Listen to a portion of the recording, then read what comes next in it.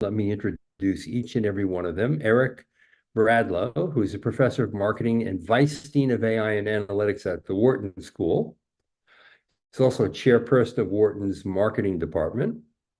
We have Sharon Chen, who's the chair and professor at the Department of Information Systems at the W.P. Carey School of Business at Arizona State University.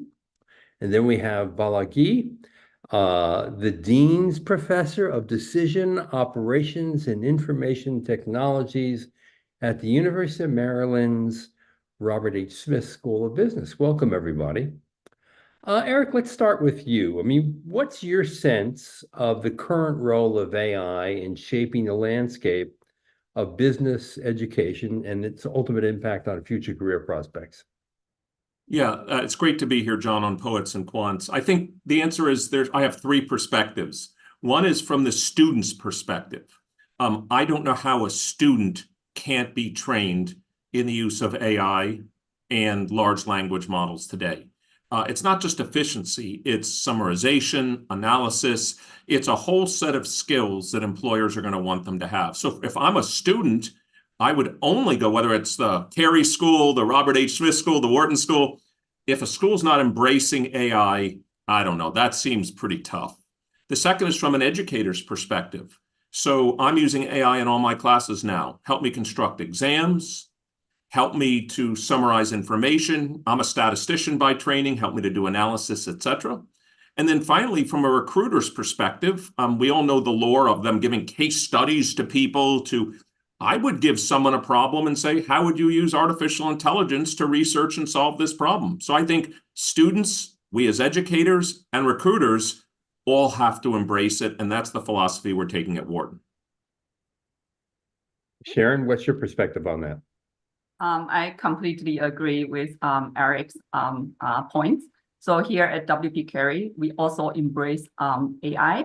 So not only that we are offering a range of courses related to AI, but we also embrace AI in all our teaching and learning. So we actually enlist AI as a personal assistant, teaching assistant, and collaborator. So I think it's very important to know that AI has actually taken away a lot of the technical barrier.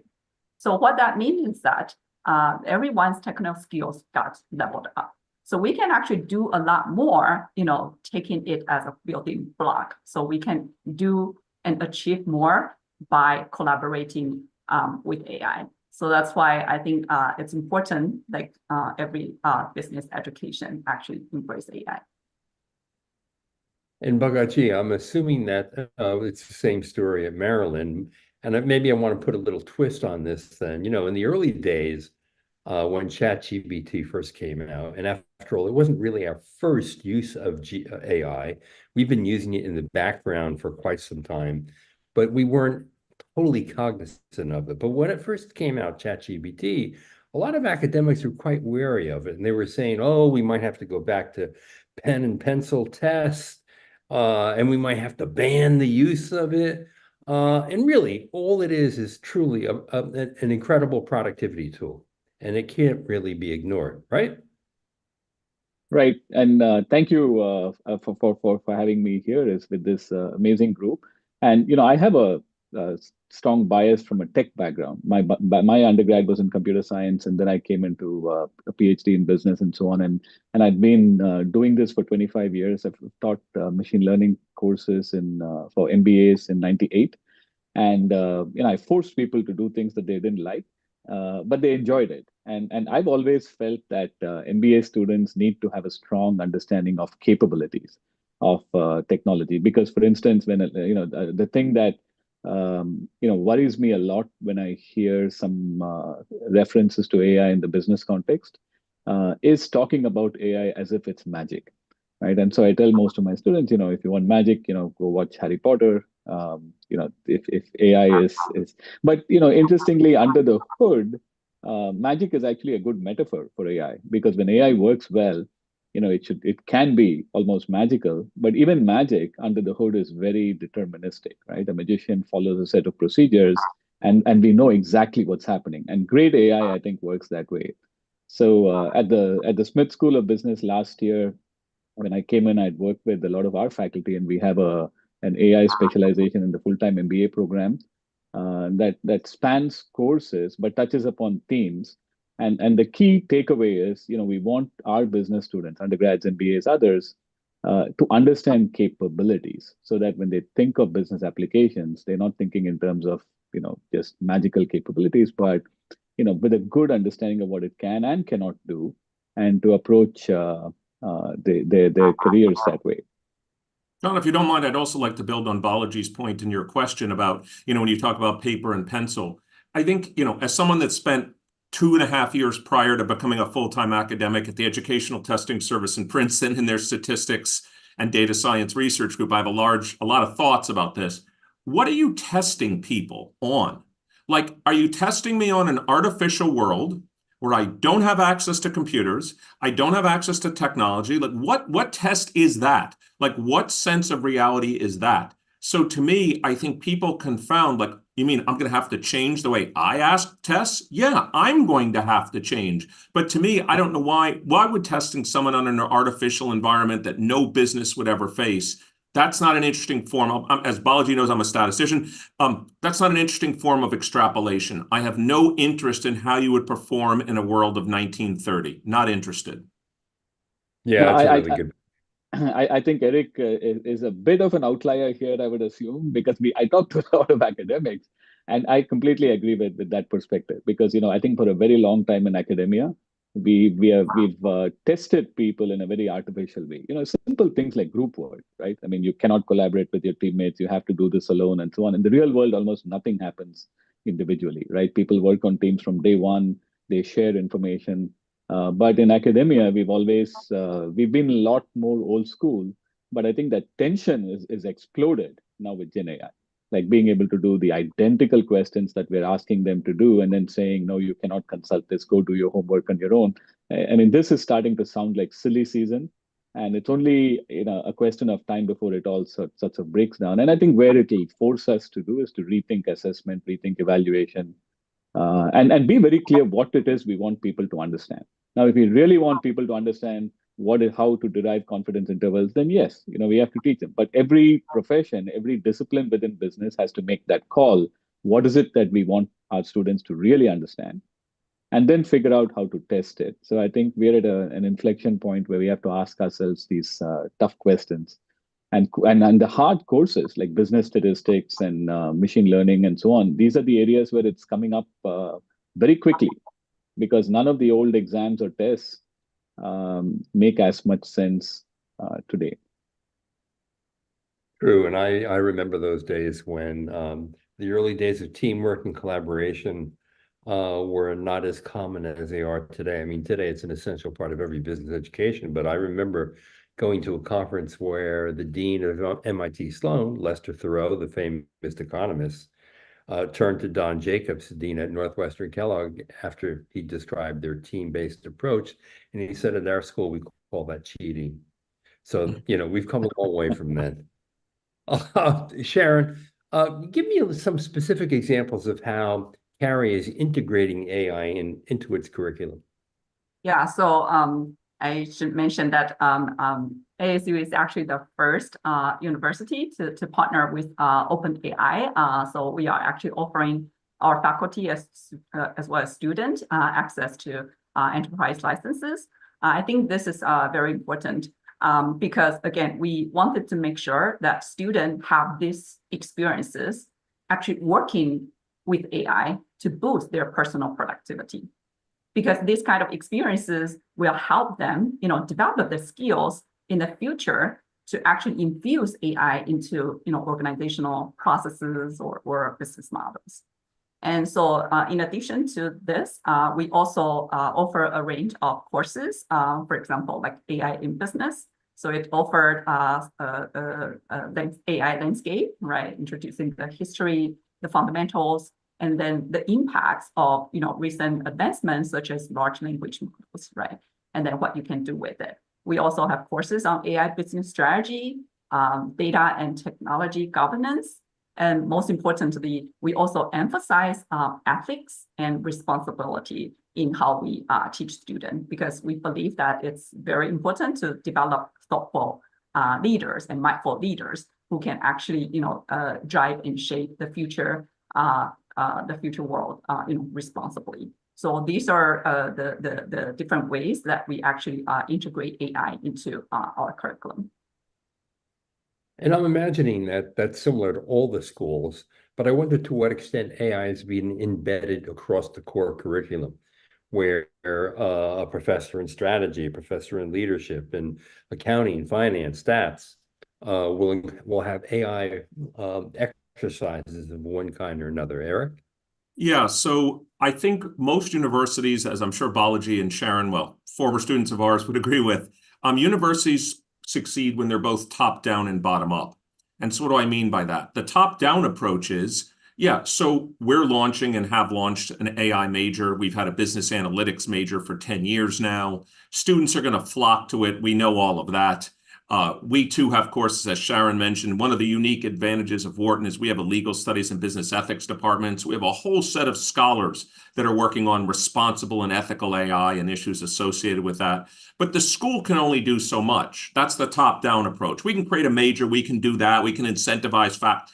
Then there's the bottom-up approach. So then there's every professor, she, he, they is going to have to decide for themselves how much to AI-ify their course. So what are we doing at Wharton to incentivize that? So we've created what we call an AI education fund, where there's literally financial and staff resources. If Professor Chen wants to AI-ify her course and she's hesitant, well, we can provide you a bunch of RAs, we can provide you technical support staff, we can provide you marketing staff, video staff, all kinds of staff to help nudge you along if you'd like. So my view is, I like the word that Balaji said earlier when he was describing, if you're not going to allow AI on your exams, or that's going to pass very, very quickly. So to me, schools that approach top down and bottom up will be the ones that encourage innovation, but also the dean's office, the school, puts a stake in the ground.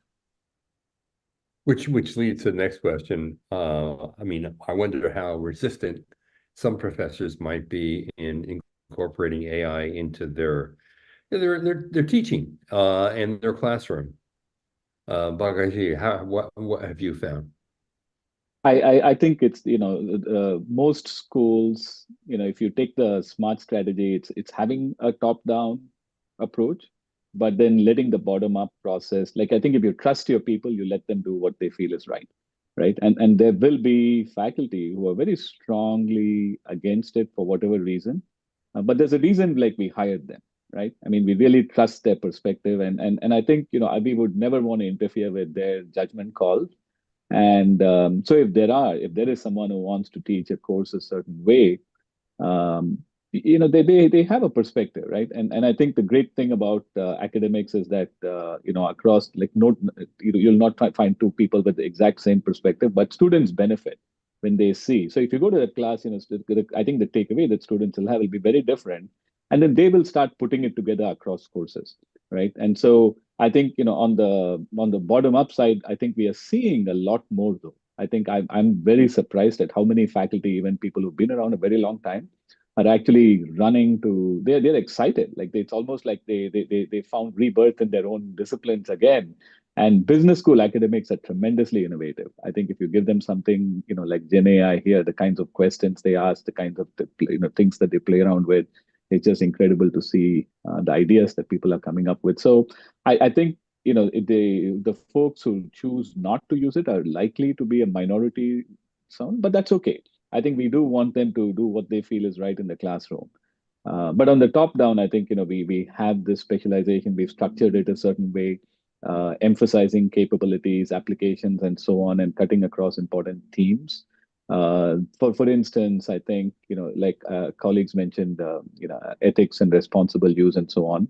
Now, those are important, but I think the number one issue to focus on is business value and return on investment, right? And I think you have to get have that front and center, because a lot of the firms I think we talk to and we work with, I haven't had this conversation with my colleagues here, but I'm assuming that they've had similar conversations, is that there are some firms who are extracting value very easily, but majority of the larger firms are trying, and it's going to be a process before they can actually demonstrate measurable ROI on AI use, because AI is very expensive. in so many different ways. And so to have the business school students to think about, the capabilities, also to think about it from an ROI governance point of view, there are risks, there are harms, there's dangers, but there's also the amazing things you can do. And we want them to learn about how do you, if you go out in the workforce, how do you manage this? How do you govern this so that you get the best while mitigating the harm? Right. And I think that's the perspective. You cannot do it all in a single course, but across courses, like this is the theme that they'll walk away with. Also, John, just one other thing, building on what Balaji said just quickly, is that, remember, we have customers. We have customers, the students. And so let's imagine Professor Bradlow does not AIify his course and Professor Padmanabhan does. Well, I'm going to tell you where the students are going to flock. And then Professor Bradlow is going to be stuck with no students. The dean's office won't be that happy. And then all of a sudden, Professor Bradlow is going to be, Padmanabhan was the leader, Bradlow's the follower. The follower is going to have to follow the leader eventually because I'm just going to have no students. So it's, it's resistance can only last for so long, is my comment. Well, what are some of the new electives in AI, and what seems to be most popular at the moment? Let's start with Marilyn. Among the new electives that you have in AI, what are they? Give me a sense of it. So the electives that we have one course on foundations of AI, which goes through all the key technologies from machine learning, reinforcement learning, Gen AI, so that they understand what these are. Then on top of that, we have a course on AI design. And the AI design then shows how to combine these pieces with prompt engineering, fine-tuning to build business applications like chatbots. Then we have a course on business strategy, AI and business strategy, that really hits governance, ROI, and some of those themes. And then we have a host of courses across departments where, as Eric was saying, faculty have AI-fied their courses, whether these are social media courses, accounting courses, etc., where AI is a very strong theme. And we strongly encourage students to take those so that in the functional areas, they get this AI perspective. So there is some new, some old that have been AI-fied. But I think students who take the set as a set of electives, I think they're able to put a lot of the interesting pieces together. And that, one thing that I'll add, and I'm sure all our schools are doing it, is that I've always been a very strong believer that, the curricular activities are just the beginning, right? There's so much we can do outside of the courses, outside of the curriculum for our students through case competitions, talks, AI clubs, and other things. And we're working hard to set all that up as well, so that it's that experience, right? So the students are there for 2 years here. There's so much that they can get in class, but there's so much you can do outside of class as well. And that's something that I think if you thoughtfully put together a set of activities outside of class, then that makes life a lot more interesting for MBA students and business undergrads as well. Yeah, I just wanted to build on what Balaji just said, because as he probably knows, when we started things at Wharton, now it's hard to believe, Balaji, as you know, almost 20 years ago, we were Wharton Customer Analytics. Now it's Wharton AI and Analytics Initiative. So we're WAI-AI, if you'd like. It's not a bad acronym. All of the stuff historically that we did was on the not-for-credit side, which is how do we give students experiential learning opportunities outside of the classroom? How do we get them to have hands-on real data and real business problems? How do we get them to work on data-thons? Now we run what we call Hack AI-thons. How do we get them to have real-world experience, but they don't want to take a 14 or 7 or 8 week course on it. They actually want to work on a real business problem with a real data set. Then I've always said my mission, which, now 20 years later I've been able to do, is we prove proof of concept in the lower risk, non-degree granting program, and now we infect the mothership, because the mothership, the Wharton degree granting program, the Wharton MBA, the Wharton undergrad says, now, wait a second, look at all the stuff that Bradlow and WAI-AI are doing. You mean students on the weekends and nights for no credit are doing AI and data science? Maybe we should bring more of that into the degree granting program. So demand sells. We prove value. We can experiment in low-risk situations at WAI and things that work. We infect the mothership. It's a beautiful synergy, really. Eric, what are the elective offerings in AI at Wharton these days? So, good thing. So the way I always say is, if you want to be very successful at Wharton, you do stuff in AI and data science. If you want to be really successful at Wharton, you do stuff in finance. If you want to be really successful at Wharton, you do things in entrepreneurship. And if you want to be actually even more successful, you intersect those two. So the things that are really successful now at the Wharton School, given our brand, are the intersection of AI and data science and finance. It's one of our most popular courses, not surprisingly. AI and entrepreneurship, new product innovation, creativity. How do you come up with creative ideas now using AI and data science as a decision support tool? And so to us, Wharton, I think, knows its brand, empiricism, AI, data science, finance, entrepreneurship. So we look to create courses that sit at that intersection. And the thing that we've noticed as well is, let's remember, we're not the engineering school. There's Penn Engineering.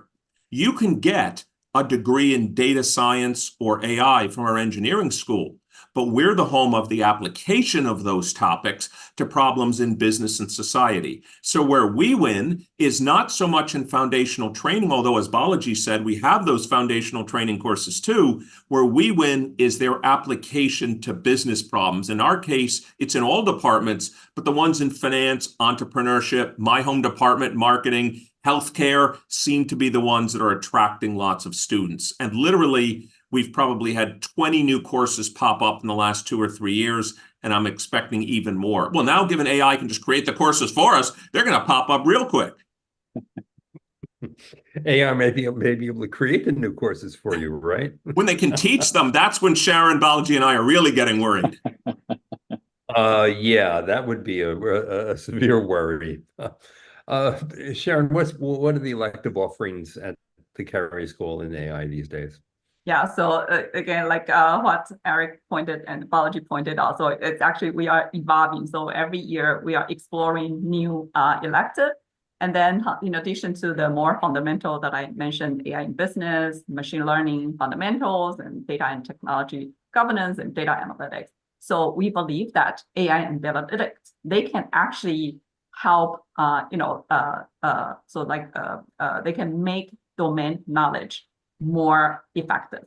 So that's why we also strongly believe in combining AI and data analytics with certain domain expertise, right? So for example, with finance, with supply chain management, with marketing. So we continue to explore these offerings. Yeah, and then in addition to having all faculties, try to have certain AI components in it. And I think I would share how we do it. We actually have, for example, regular teaching and learning workshop where faculty would actually, show their best practice and then their exploration and experimentation. So we highly encourage exploration and experimentation. And so I think it's just great. So there's not only that we have top-down resources, but we also try to create a peer effect. When you see like some other colleagues actually benefit from doing certain things, that's so cool, so that you wanted to learn. So basically that's how we sort of try to infuse this kind of culture in all our faculty and then our courses. And then and also as we survey student interest, we also try to offer domain knowledge plus AI and data analytics. Well, what's the biggest challenge in deploying AI in a classroom? Is it the fact that there are so many firms attacking this from a discipline level that there are many uses of AI and many AI products that you could say you would need to learn, for specific tasks? Is that a challenge, or what do you say is the major challenge, Sharon?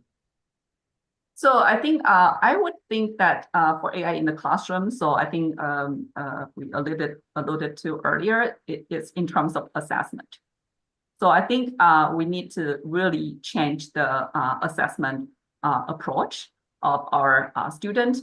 I actually remember I saw a survey from World Economic Forum, and they identify like analytical skills and problem-solving skills as the most important skills looking forward. So I think this makes sense, right? So because as this technical barrier got removed, right? So how do you creatively use these tools? Is most important. But how do we assess those skills, right? So I think here we also have a capstone project course. So students can actually work on real world problems. So in a way, we are hoping like, student can actually have a business contact, able to analyze different business situation and apply AI. So again, this is also still a evolving process for us. Yeah. I wanted to build Eric? quickly on what Sharon said. So I agree with Sharon, but I'll take a slightly different perspective, which is assessment is a big part of what we do. But I'm not in the assessment business. I am, but I'm not. I'm in the learning business, right? And so one of the things that we're concerned about, but I know all educators are, and actually a number of my colleagues, this is extremely exciting, which they're running randomized experiments. And what do I mean by that? Well, John Burns' class gets access to AI. Balaji Padmanabhan's class does not. And then we can actually, it's not just short term, but long term, what have you learned? And so this to me is a very interesting frontier, which means can Sharon Chen perform better in this class because she's used AI? Probably so. Maybe not, but probably so. But 5 years from now, 10 years from now, when she's graduated from the Carey School, does she actually have the knowledge we want her to have? And that's the part that I think we all have to be thinking about as educators. Because I said assessment is something along the way. But John, very few of my students were, I mean, they were at the time, but 5 years, they don't remember what grade they got in my class. But I hope they remember what they learned in my class. And so is AI a hindrance to learning? I think that's a very open question. And if I can just add, to this again from a different perspective, I think one of the things I do a lot, and also hearing in this conversation, and I think John, you had mentioned it, is that sometimes we tend to talk about AI as this one thing, right? But it's not, right? And it's like so many different things. And I feel, when it comes to students and the use of AI, that it's not, what complicates it is the fact that there are so many things which are artificially intelligent, right? Systems. I started my AI work, doing genetic algorithms, and GAs were AI then, right? And so when you look at what AI is itself, and even within Gen AI, right? There are so many versions of this, and ultimately there might be millions of these Gen AI tools which are differentiated from each other, but all have different capabilities. And I think having students build an understanding of that in a very deep way is important. And the one challenge I'll say about using it in classroom is giving them enough exposure to all of these, which is a challenge, right? Because these are cases where having access to what OpenAI's resources, or like for instance, if we wanted students to be able to build their own models, it's not easy, right? Using these services, it's expensive to do it. And I'd love to be able to give them that opportunity, but there are some short-term hurdles. Now, we are trying to circumvent it by using, there are some smaller LLMs that you can use to train things. There's Llama on a workstation, and that give you the flavor, but it may not be the same as for instance, customizing something on OpenAI's platform or Gemini. And so that is a struggle. And I haven't fully figured that out, whether it means a deeper partnership with the tech vendors where they can provide some sandboxes in a way where we have access to some of their latest things. And I know all our universities are working on these types of partnerships. But to me, that's a short-term struggle. When we went through this in the early days of machine learning, we sort of eventually solved it. It took a few years, but we solved it. But it reminds me of that time. Eric, you had a thought? Yeah, I was just going to build on what Balaji said, which is, if students were to take, let's call it, and I mean this not in a negative or positive, like a generic large language model. Let's take Eric Bradlow's course material, or let's try to ask just, ChatGPT-4. Let's just ask it the solution to Professor Bradlow's class, some question I've asked. It's actually not going to do that well. What everyone's starting to realize is that you want to build localized GPTs. So maybe it's ingesting all of my content, video content, text content. And that's the part, by the way, in the last 30 minutes we've been discussing, we haven't talked about. The big advantage of these large language models, language should be in quotes, text data, video data, picture data, PDF files. It can integrate all of these different kinds of data, which is not that trivial to do otherwise. But the challenge is and this is what I talk about with Wharton Computing, and Sharon, we too, while we were not the first, Carrie was, we have an agreement with OpenAI now too. The crucial part is all 240 faculty members, if they could snap their fingers, would have a localized, powerful AI assistant and tool for their class that was trained on their data. And we just don't have the scale and capabilities yet to do that for every instructor. That's a big challenge because every instructor wants that, and it's not there yet. Yeah. Eric, I want to go back to something that you said regarding an experiment between one class that would utilize AI and one that would not, and which class would actually create the most learning. I wonder if student reliance on AI leads to a situation where, the muscle in the brain is not being as fully exercised as it once was, because you're letting AI do a lot of the work for you. And it's only natural that you would let AI do more work for you than not, if you learn how to use it properly. But in terms of the long-term consequences of that, and developing your mind to think more deeply, more profoundly about challenges and problems, are we going to see 10, 15, 20 years from now, a group of white-collar professionals who are so reliant on AI assistance that they can't function without it? I know that's a provocative idea, but you brought it up in a way. I'll give a very extreme example to kick off this conversation because it's a fun conversation to have. and it comes up a lot in our classes. So, I ask my students, I say, look, when we communicate right now, we use language, right? We use English or whatever. We don't go to a cave and start drawing. And so that and point to the drawing so that we understand. Like, cavemen earlier, that's how they communicated, right? And then we invented language. And now we don't start teaching people how to draw to communicate. We start with language, and then our foundational base has changed over the years, right? So in terms of where the starting point is very different as we have new ideas. And so we are at a point where now our starting point is access to these technologies. Now, before this, the starting point was Google, right? So Google let us access information at the fingertips. And so the starting point changed, and we built on top of that. Now, is everything going to be perfect? No, there'll be some ups and downs. And, will we lose some capabilities? Maybe, right? Maybe we've lost our capabilities to remember things as much post-Google. But a lot of people would argue, why do we even need to remember as much, right? When we have these things, why not just free up that part of the brain and use it for something else? Because, the brain is adaptive. It figures out other uses of those. And so I think everything we are doing in human life is an experiment of sorts. And I view this as an experiment where we are changing the starting point for what people are doing by saying, now the starting point is you have access to this. Now go about and solve the problems of the world. Right. Sharon, your thoughts on that?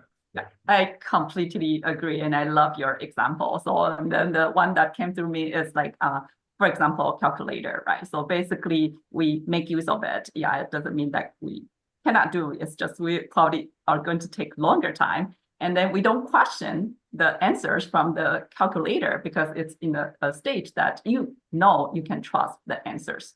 And then I also wanted to go back to, I think, Eric's earlier point, and then my earlier point about assessment. So I think I want to clarify, it's assessment about learning, right? So how can we assess how much student learned, right? So so that's why our faculty try to, for example, assume students have access.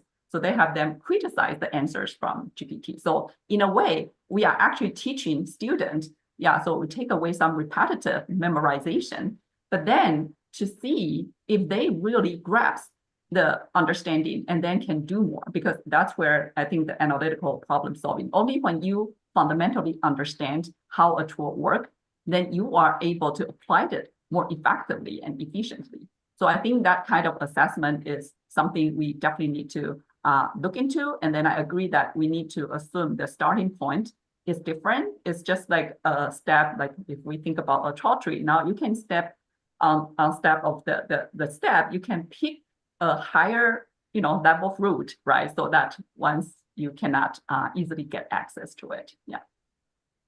Makes sense. Eric? Yeah, I just wanted to build on something that Balaji and Sharon both said earlier. So it was Sharon's last point that made me think of it, but Balaji talked about this earlier, which was Sharon mentioned about questioning what comes out of this. Let's also be clear, and Balaji mentioned this earlier, ChatGPT, large language models, they're actually not deterministic. They're probabilistic engines. As a matter of fact, that's why, you know, it's a predictive model. It's a predictive model, which means there's stochasticity, which means, and I love doing this exercise with students, if you ask it the same question multiple times, you're not going to get the same answer every time. It depends on, of course, the temperature you set and everything like that. If you ask it something that's also a big deal today in business schools is, can large language models generate synthetic data? Like, do I need to ask customers anymore? Can I just use large language models to do surveys? Well, since I teach a course on methods, I show them how if you embed a large language model query engine inside of a loop, you actually get a distribution of responses. And actually, that's good news because we hope it's accurately reflecting uncertainty. So all of that is good news. So the idea, I loved what Sharon said, we have to teach students, as we always have, to question the sources of information. And I hope there's not an overbelief or an overemphasis that, well, what comes out of the large language model is true. I'm not sure what that means. Yeah, That, really I think that, you know, that's one of the challenges, which is, you know, and goes back to the human bias angle, right? So if you have these amazing reports that these things produce, there's a tendency for the less educated mind to believe in it more, right? Because of how beautiful it looks and so on. And to be able to understand, you know, how to use this efficiently. And, you know, I think the challenge of verification is not easy. And I just say that because I think, you know, I do work with a lot of companies here. And one of the hindrances is, you know, they can deploy it, but they're worried that, you know, when it's used, there's no person watching behind the scenes, you know, because we know that these things can make mistakes, right? And do you have a mechanism in place to manage this process?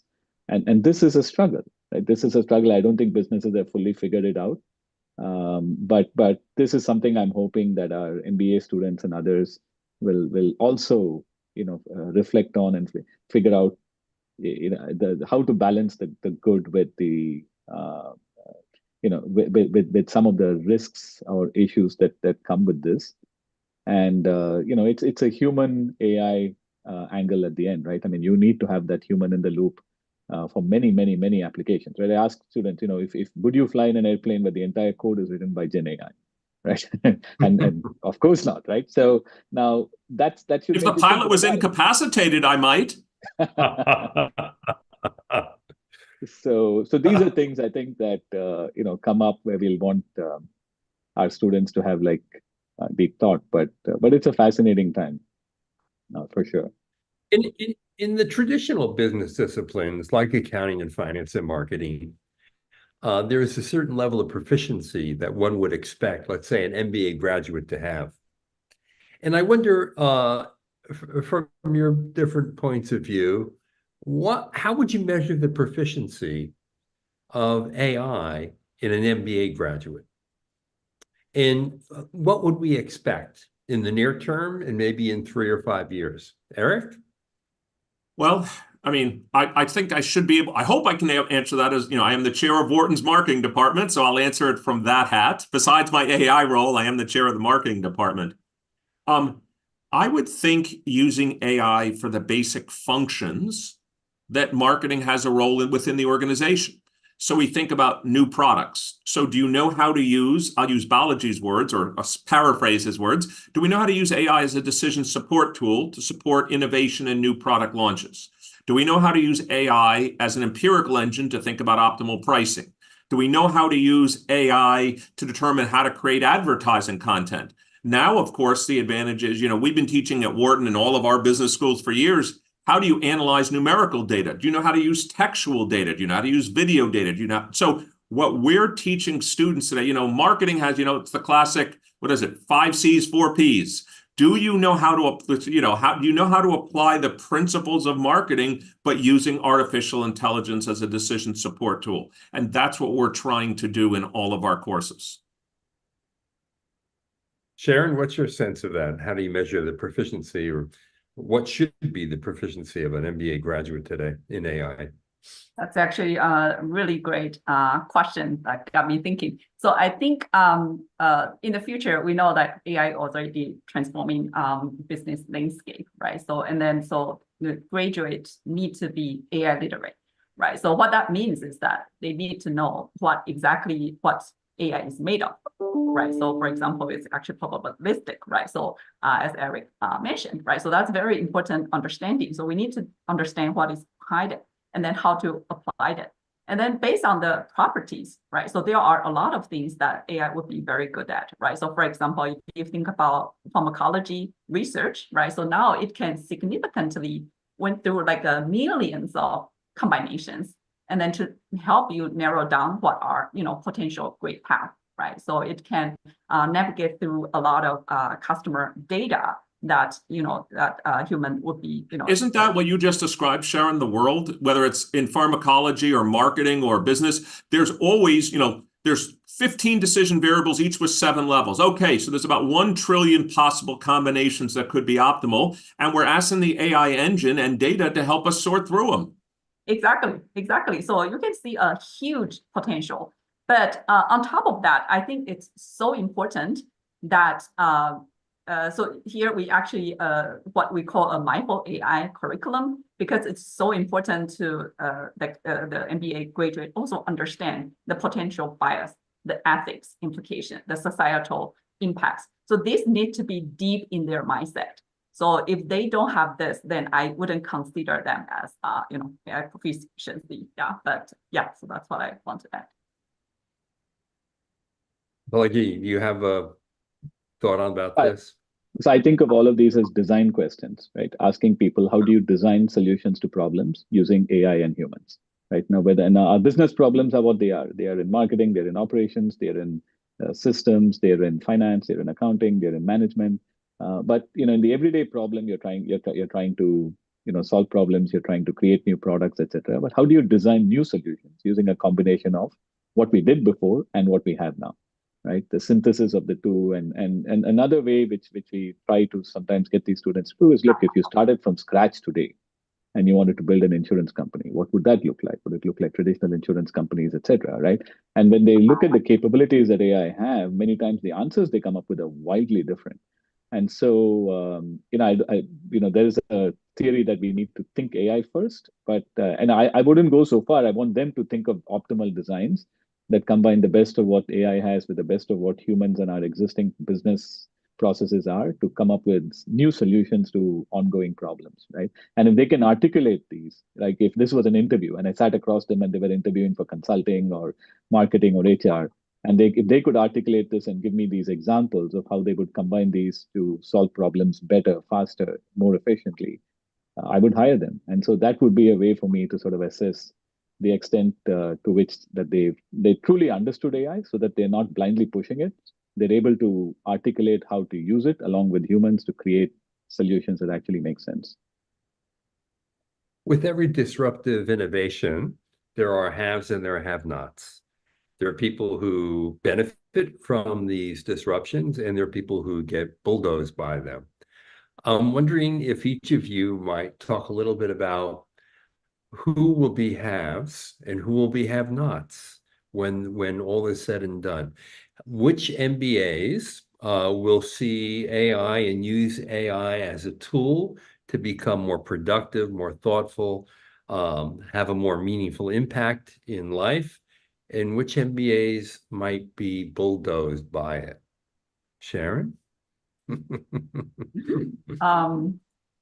Wow. So again, it's really depends on what are the fundamental knowledge that they have. And then so this is also come to that what now with this tools, essentially they when you reduce barrier of one, so it make other skills become more important, especially like for example, analytical and problem solving skills, right? So because so that I feel it's going to be more important, and that's also so, and then also their domain knowledge. So I feel like a graduate with certain expertise that they have, because again, AI is very good at maximizing the value of your expertise.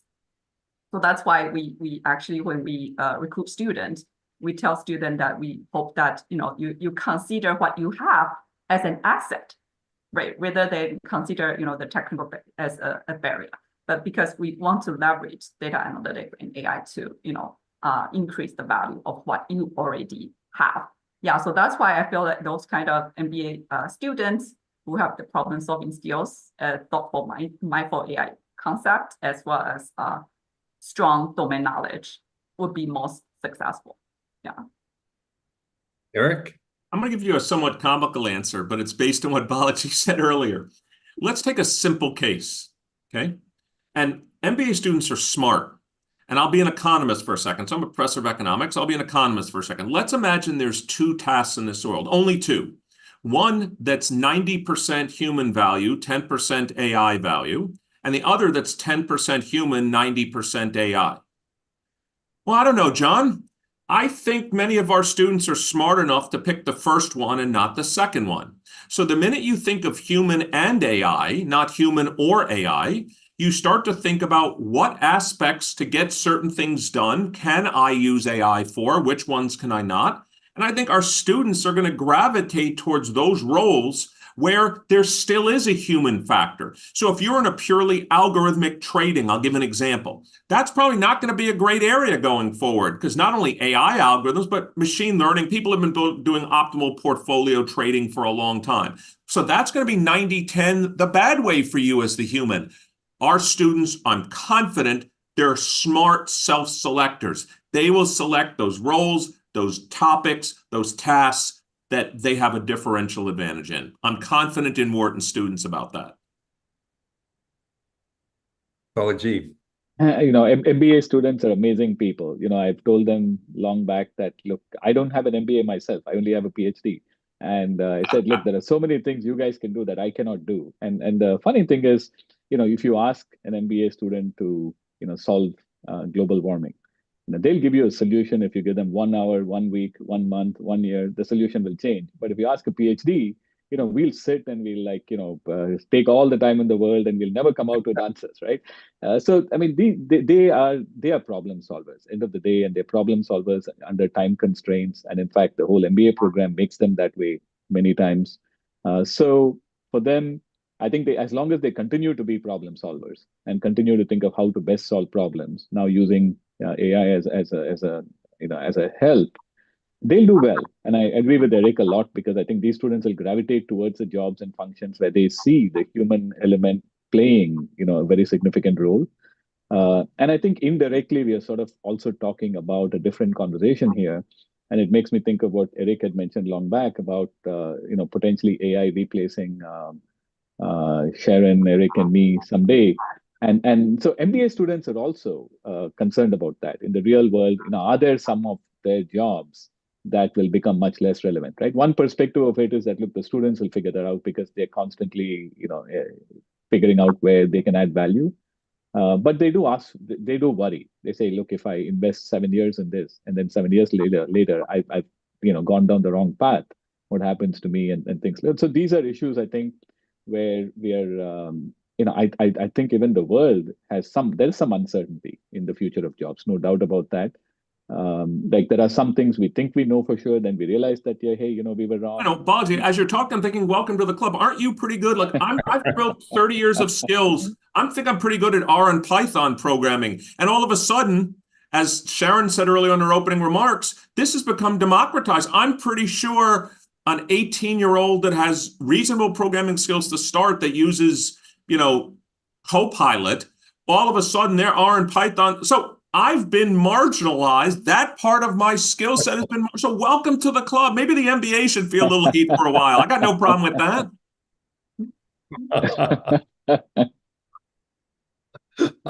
Well, clearly all three of you are showing very strongly that you have not been marginalized, that you're still adding an incredible amount of value, and I want to thank each of you for a great session here.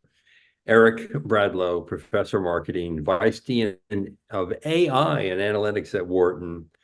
Sharon Chen, Chair and Professor of the Department of Information Systems at the W.P. Carey School of Business at Arizona State University.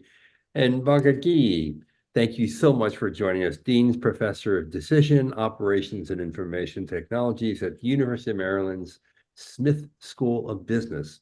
For all of you out there, thanks for watching.